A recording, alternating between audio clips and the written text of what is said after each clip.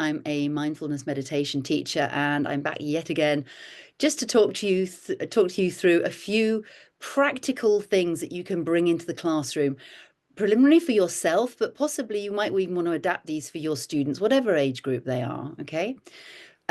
So I'm not going to talk a lot today about the theory of meditation and mindfulness per se, but I'm going to just allow you to experience these practices and see for yourselves how you feel. Okay, so please get on board and join us. We can talk about meditation and mindfulness forever, but it will not change anything. The only thing that will change ways of being and habits is by actually doing the practices. So if you're ready, let's begin with one right now.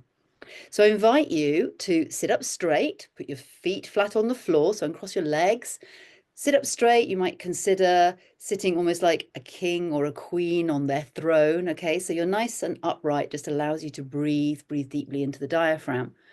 You can just put your hands, you just rest them on your lap, and you might want to just tuck in your chin a little bit. We often have a tendency to be up like that. Just allows the breath to move easily down the tubes.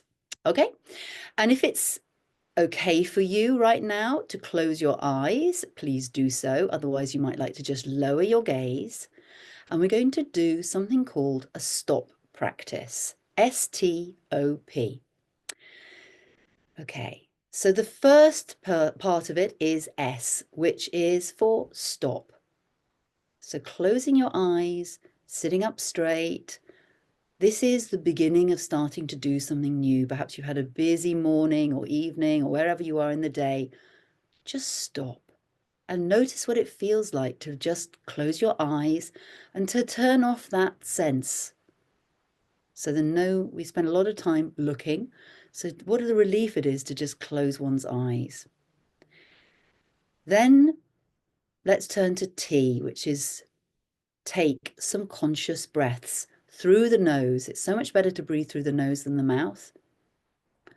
So what I mean by that is, can you, as you breathe in, be aware of the breath in your nostrils. As it goes through the body, you might notice the chest move a little bit. And if it feels okay for you, place your hand on your belly button or just above your belly button and feel your breath moving in your body. So this helps us connect to the breath. So as you breathe in, can you feel your hand moving up and out? And as you breathe out, the hand slowly drops back and in. So let's just see if we can follow the breath for, let's say, 3 breaths. So breathing in, feeling that movement of the breath, and then letting the breath out. You can let the breath out through your mouth or your nose, okay?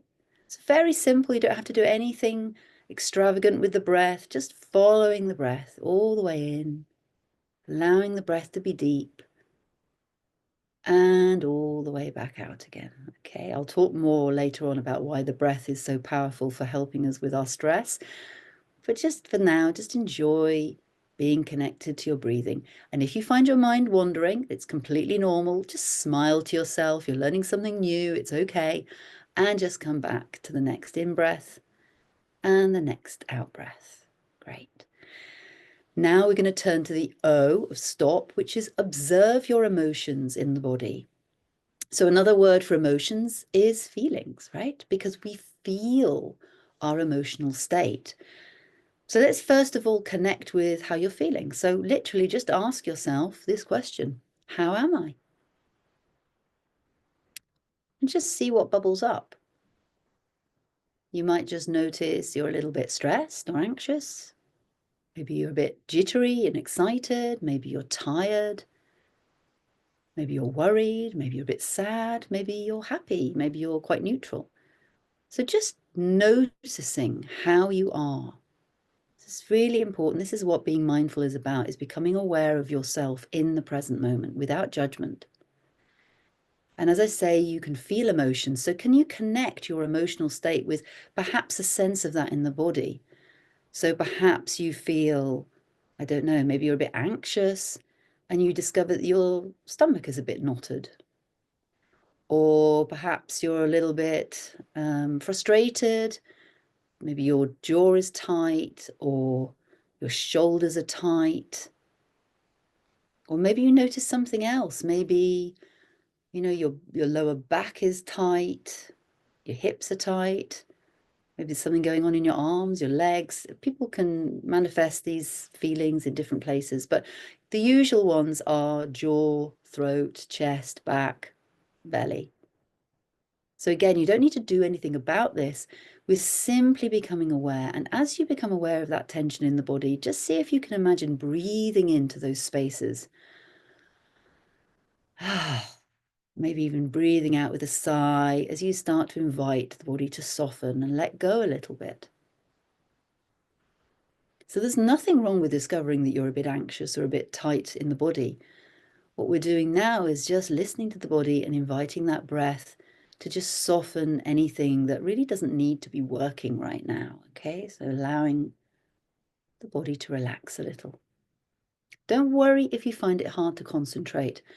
Once you notice, oh, I've wandered off, that is your golden opportunity to come back to the next in-breath. Okay. And then finally, the P of the stop practice is proceed. So proceeding into your day, you stopped, you were on maybe high alert, you've stopped, you've looked after yourself, you've come to your breath, you've noticed your emotional state, how your body's reacting. And now, what do you need? Can you just go back into your day? Do you need to take a sip of water, go to the toilet, eat something, stretch? Or if you were having a difficult conversation and something, this is what provoked you in the first place, can you imagine now with this new, hopefully calmer state of mind, you can go back in and actually say what you need to say. You know, maybe sometimes it's difficult to speak out, or maybe sometimes you get overwhelmed by emotions and you end up arguing or being pushy or whatever. What would it be like to now go back into a conversation with this sense of more presence, more calm, a little bit more wisdom? Okay, so gently bring some movement to the body, maybe just have a little stretch, roll your shoulders. Okay, and tell me, I'm very interested to hear, how are you feeling? Do you notice any difference from before we began that? Okay, now don't worry if you didn't feel relaxed. I hope you did. But you know, this is a practice. We're starting to do possibly something really new that you've never done before. So it sometimes takes a little bit of time, because sometimes we've been running at 100 miles an hour for a very long time. To suddenly stop, put the brakes on, you know, it can be something that we need to practice. So I'm feeling, oh, it's all speeding up here. Calm down, feeling relaxed. Some people are finding no change. That's okay. Maybe you weren't very tense to begin with. And sometimes it's just literally nice to take a break, lighter, peaceful. Yeah. So there's a stop practice. That is something that you could potentially bring into your classroom. Why not? I'm sure your pupils would love it. So we're really exploring today how we can learn to deal with stress and anxiety. So I invite you right now to just tell me, what are the sort of things in your work day that get you going? Is it surprise workload? Is it exam pressure? You know, what gets you going? No names, please, about people, but just literally, what is your sort of top three things that really gets you stressed out? Because clearly, stress is part of our daily lives, and it isn't. There's nothing wrong with stress per se. It's the thing that gets us going in the morning, right? It pushes us on to do things.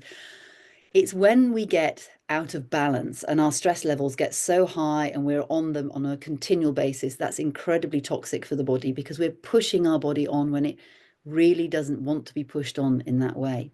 And much of it is driven by our mental state, which we'll be exploring today a little bit. Yeah, so I'm seeing expectations, workload, tension with colleagues, yeah, meeting goals, parents.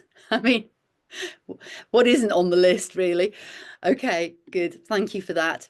So I'm just going to move along here because I really want to give you time for some more practices. But stress and anxiety is actually something called our fight and flight mechanism. I'm sure many of you will know what this is, but every animal on the planet has it. We're walking along and everything is okay. And then suddenly we look down and I don't know, we suddenly think maybe, oh my God, I don't know, if you're in the countryside, there's a snake in the grass, for example. And in that moment, we get a message from the amygdala to say, we need to go on high alert because we might have to go into survival mode right now. We might have to run, we might have to fight, hence fight and flight, and freeze as well. There's a few different names for it, but let's just keep it simple for today. And as you can see, there's a whole rake of things that happen to your body. It can happen like that in milliseconds. And so some of those things that you associate with your stress and anxiety are actually, of course, your body's natural response to a perceived threat. So, you know, if you imagine when you're angry, what do you feel like? You feel hot, you feel tense, you're getting ready, you might be clenching your jaw, your heart might be beating fast, your stomach might be tightening up, and a whole rake of other things that can be affected. You know, your sleep patterns might get changed, etc., etc. This is fight and flight. Now, clearly, if you had to run away from a snake or fight a snake, how many times does that happen? I know, but you know what I mean. It's a useful mechanism that all animals have, but the problem is that it's overworked, because now what sends us into fight and flight? All those things that you've just mentioned, right? Overworking yourself, deadlines, parents dealing with tricky children, etc., etc. Very quickly, like that, we can be sent into the fight and flight mechanism. But it's actually unnecessary in those scenarios. In actual fact, those are the moments when we want to keep calm and keep under control. And we want to be in the other side of what you can see on the slide there, which is rest and digest, where everything is just okay. So, life, we can't control many things in the exterior world. If you can change it, go ahead, as long as it doesn't hurt anybody. But many things we can't control. So the only thing that we can control is how we perceive it, right? How we look at it, and therefore how we also process it through our body. And the beauty of meditation is that this is the tool to get yourself back across into fight and flight. And when I say meditation, I don't necessarily mean, like, as you've seen, a 30-minute meditation that you've got to download on an app. It can literally be, let me just take a little moment out of my busy schedule to just notice how I am, regulate myself with my breath, slow down the nervous system, and put myself into rest and digest. Okay? This is very simple terms here, but I just, like I say, haven't got so much time to explain all the theory today, and that's okay. Not only do we have like real so-called threats, like, you know, work that we weren't expecting, but the other problem is that our minds wander. There have been various studies that show that our mind wanders maybe even 47% of the time, okay? Now, where does our mind wander? Into the past. Oh, if only I'd done this, now would be better. If only this shouldn't have happened, something else should have happened, that person shouldn't have done this, or I shouldn't have done that. But that past is unchangeable. And in actual fact, there's many studies that prove that actually even our memory is quite false. Every time we bring a memory up, we change it slightly and adapt it. So our memories can't be completely trusted. It's a mechanism, it's for learning and processing information so that we can do better next time. But when that gets out of control and we're constantly stuck in the past, going round and round in circles, it's not very good for us, because it actually makes our body think that we are actually in a threat situation. And guess what? We go back into fight and flight unnecessarily, just thinking about the past. And the same with the future. Now, as teachers, you spend a lot of time planning, organizing, worrying about, you know, thinking how this thing is going to go, etc., etc. Again, there's nothing wrong with planning, but it's when we get into that out of balance point where we can't control the mind anymore, and it's just flying about all over the place and bringing back worrisome thoughts after worrisome thoughts about how this thing isn't going to go well. Again, brings us into fight and flight mechanism. Okay, so what we're looking at in meditation is how we can bring this mind that wants to float about all over the place, which is unfocused, into focus. And that connects with what I was talking about before about the classroom experience. Don't you want your students to be focused so that they are present, so that they can learn? And don't you want to be focused as well, so that you can deal with whatever's going on in front of you in a calm way? This is what we're going to be looking at. Okay, so we've got these states of mind, but we can do something about it all. Okay, so here's a lovely little practice we can do right now. How do we bring ourselves back into the present moment? Well, thoughts are conceptual, okay? They don't actually exist. We can think and think and think about a chocolate cake, but it won't appear until one actually physically appears in the room. But thoughts can feel really real, can't they? But they're not actually they are happening, but they're not actually necessarily true. This terrible thing that we predict is not actually happening until it happens, which it may or may not happen. Okay, so it's very, very open to interpretation, but often we get caught up in believing our thoughts. So what we can do is we can bring ourselves to the senses, because the senses can only be experienced in the present moment. Okay, you can't hear something from yesterday or tomorrow. You can only hear what's happening now. And this brings us very clearly and very succinctly into the present moment. So the senses are our escape route from mental chat. So I invite you now to become really curious, okay? It's another part of mindfulness. Be curious with your environment for a moment and just choose a color. So it might be, let's say, blue, doesn't have to be, but just have a look around your space for a moment and see if you can find 5 different blues, maybe 5 different tones of blue as well, so dark to light, okay? And notice if the mind is wandering off into an email or something you've got to do later on today, and just choose to bring it back. Just become really interested. And as you start to look around, you may start to realize, gosh, there's actually lots of things in my space that I haven't noticed before. And there's a certain joy sometimes in just discovering that. Much of our lives can be like wallpaper. We just don't notice it anymore. And this is an invitation to start waking up to the things that are around us. Okay. So now close your eyes and just become aware of the sensations in your body. So I'm just going to talk you through a couple. So can you become aware of, I don't know, let's start with your feet. Can you become aware of the weight of your body pressing down onto the soles of your feet?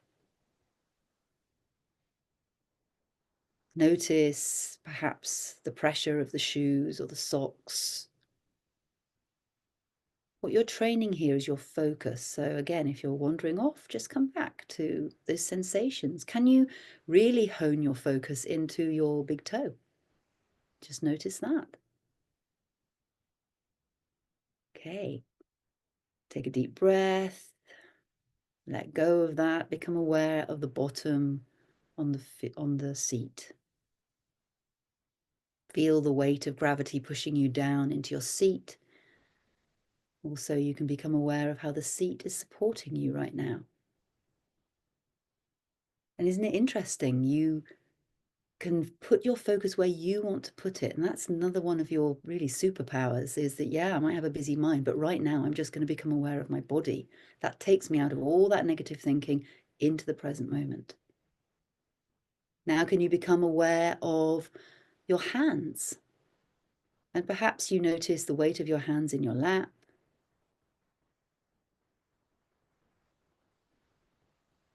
Can you feel, I don't know, the temperature in the room, for example?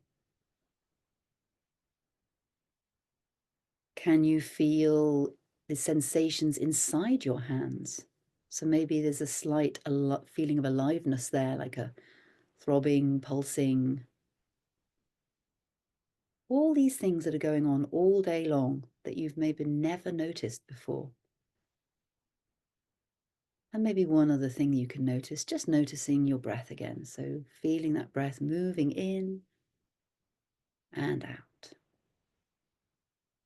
Great. And now let's turn towards 3 sounds. So this is a great one to do with your students. If you don't do anything else, just sometimes asking them to close their eyes and become aware of sounds. That can bring a sense of calm to the room.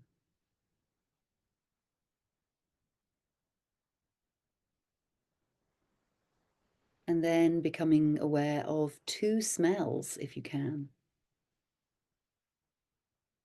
Might be tricky, this one. See how you get on.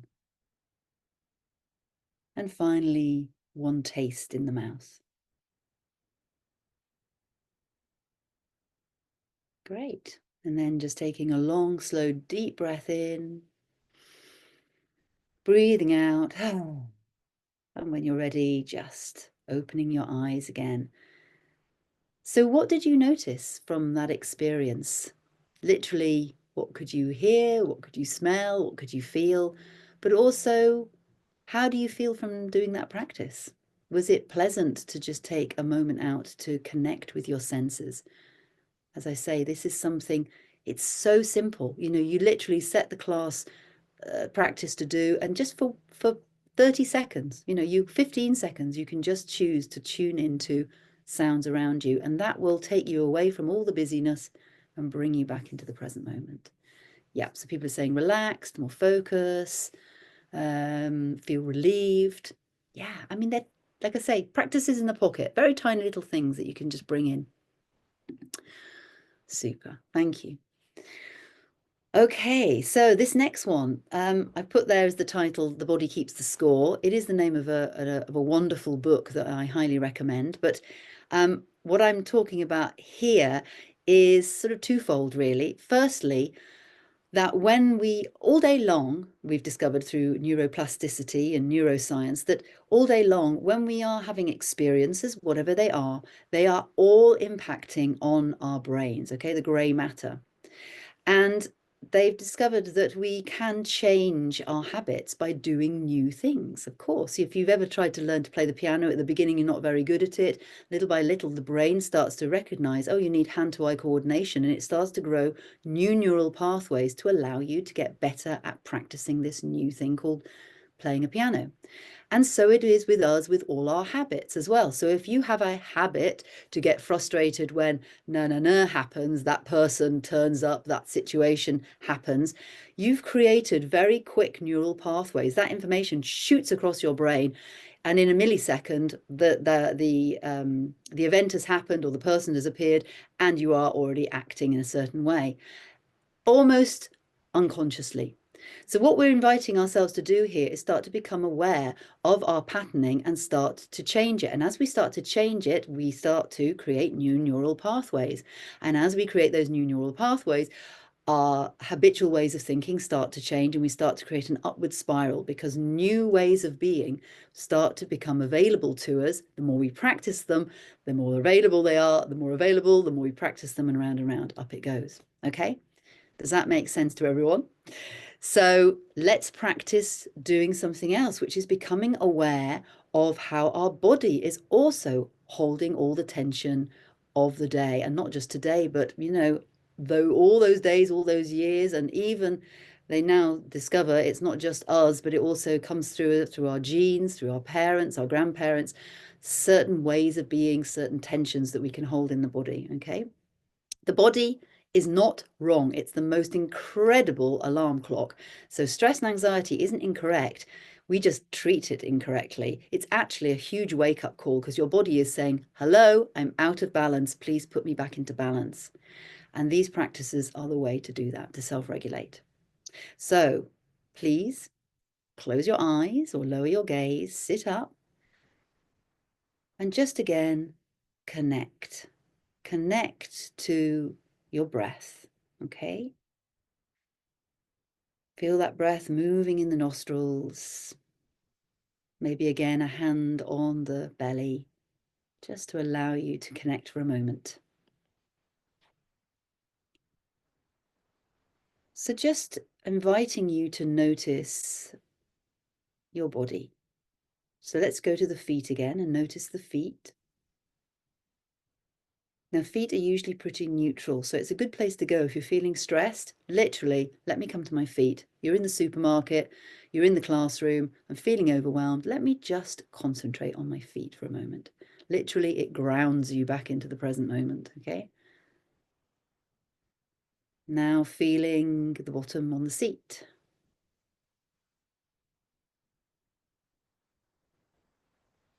And now let's check in with those zones which can hold tension. So just noticing how your hips are.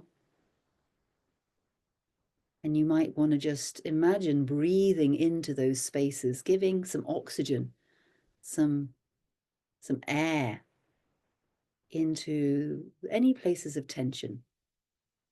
Maybe in your stomach, there's some tightness there. It's often the place people feel their anxiety. So just noticing what's here right now, no judgment, simply becoming interested and curious. Breathing in, breathing out. Moving up, maybe just checking in with the heart space, the chest. Breathing in and noticing how that is, how the throat is today. Noticing the shoulders, maybe allowing the shoulders to drop back and down, melting back. Maybe they're ice at the moment and they can start to become water-like, just as you're breathing. And into the jaw, perhaps you want to just open your mouth a little and let your jaw soften, especially as teachers talking all day long. What's it like? And you may notice that effect going through the back and the neck as you open your mouth a little. And coming to your eyes, even if you've got your eyes closed, just becoming aware of the muscles around the eyes, the forehead, the scalp. As you breathe in and out, can anything just let go a little bit?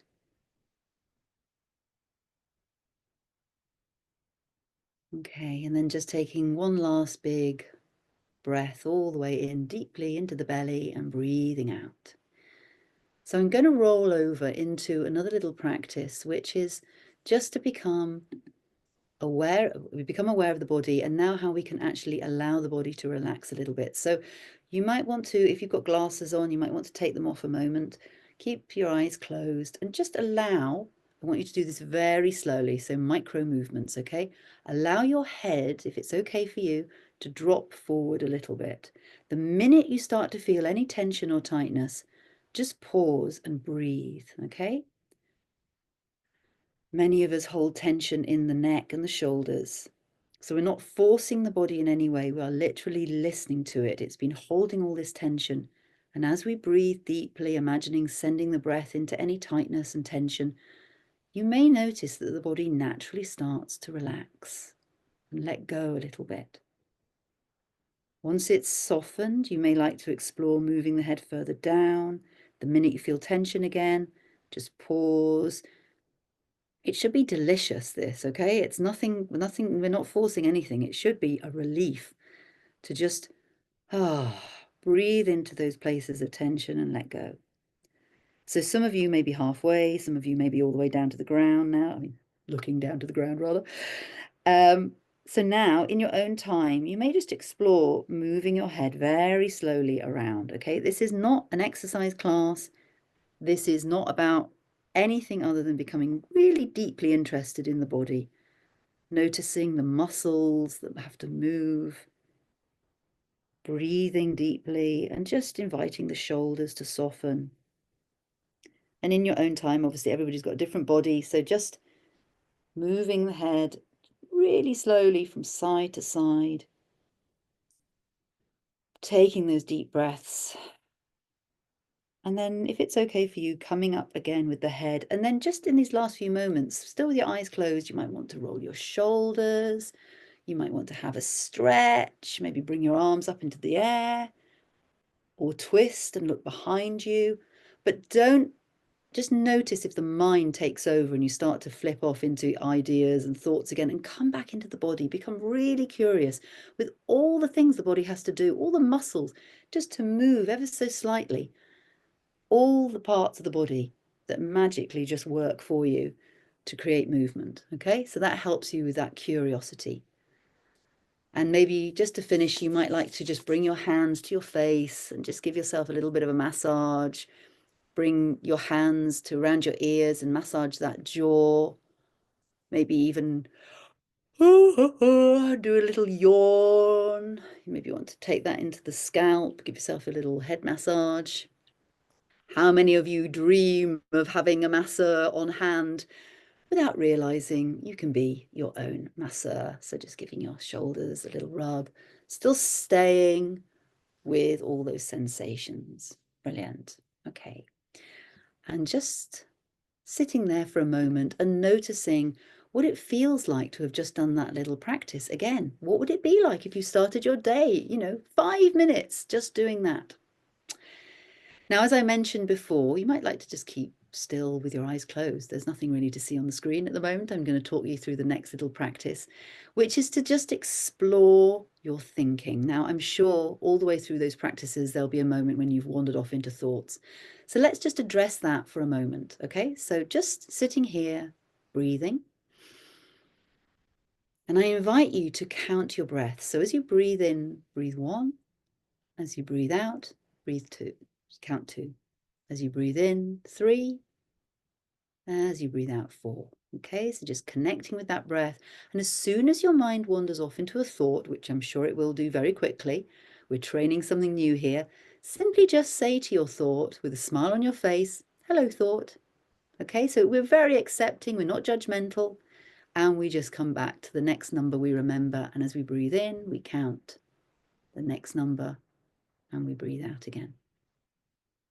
So keep going. I'm just going to keep talking whilst you're breathing and counting. The point of this is that we endlessly think, okay? We have between 85,000 and 125,000 thoughts a day, many of them repetitive, many of them negative about ourselves or other people. But actually, we don't need to buy into those thoughts. And the less we buy into those negative thoughts, the less we put ourselves into the fight and flight mechanism. So this can be done at any time in the day where you suddenly just notice, where's my head? What am I thinking about? Oh, hello, thought. Smile, just let it go. Come back to the present moment, okay? Back to the next breath. And they also say that we can't be stressed, anxious, angry if we're in a place of gratitude.